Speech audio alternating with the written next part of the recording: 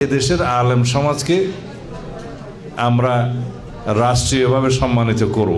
এই ইমাম, মুয়াজ্জিন এবং খতিবরা রাষ্ট্রীয়ভাবে আগে কখনো স্বীকৃত কোনো ভাতা পেতেন না, স্বীকৃতি পেতেন না। পাইছো? এই প্রথমবার শহীদ রাষ্ট্রপতি জিয়াউর রহমানের দল, বিসমিল্লাহর দল, আল্লাহর প্রতি অবিচল আস্থা এবং বিশ্বাসের দল, যেগুলো আমরা সংবিধানে স্থাপন করেছি, সংযোজন করেছি, শহীদ জিয়াউর রহমান করেছেন, সেই দল অনুধাবন করেছে এই দেশের আলেম সমাজকে আমরা রাষ্ট্রীয়ভাবে সম্মানিত করব। ভাতার পরিমাণ যাই হোক, রাষ্ট্রীয় তহবিল থেকে একটা ভাতা আসবে ইমাম সাহেবদের জন্য, খতিবদের জন্য, মুয়াজ্জিনদের জন্য। এখানে বলে রাখা ভালো, বাংলাদেশে শতকরা 92% মুসলমান, বাকি অন্যান্য ধর্মাবলম্বীদের উপাসনালয়কে আমরা এখানে নিশ্চয়তা বিধান করেছি। অন্যান্য ধর্মাবলম্বীদের উপাসনালয়ে যারা কাজ করেন তাদের জন্য একই রকম সম্মানের ব্যবস্থা করা হবে। যারা আলেম সমাজের উপকারের জন্য, আলেম সমাজের অর্থনৈতিক সমৃদ্ধির জন্য, সামাজিক মর্যাদা বৃদ্ধির জন্য কোনো পরিকল্পনা না দিয়ে শুধু শুধু ইসলামের দোহাই দিয়ে ধর্ম বিক্রি করা শুরু করেছে, সেটা আপনাদেরকে দেখতে হবে। আকলমান কে লিয়ে তো ইশারায় কাফি। এটা আমাদের ইমানের ক্ষতি করছে বিভিন্ন ভাবে।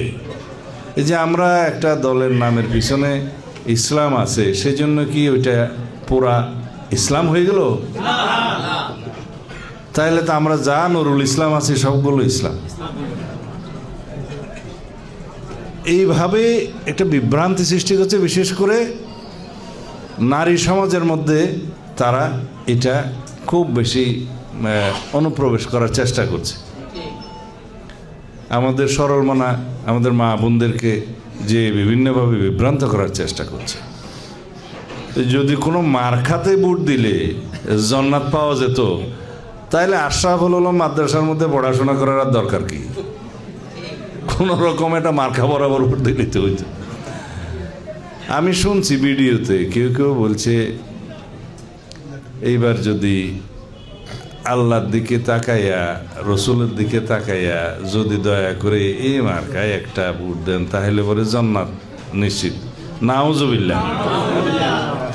সামান্য দুনিয়াদারির জন্য, দুনিয়ার জন্য দিনকে বিক্রি করে দেয়া, এর চাইতে বড় জুলুম আর কিছু আছে?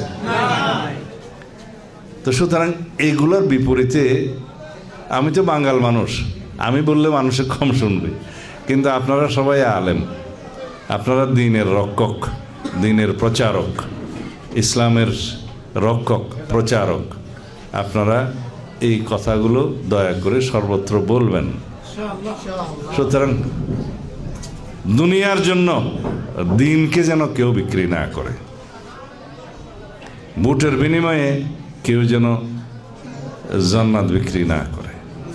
এই বিষয়টা আপনারা ইমানি দায়িত্ব হিসেবে পালন করবেন।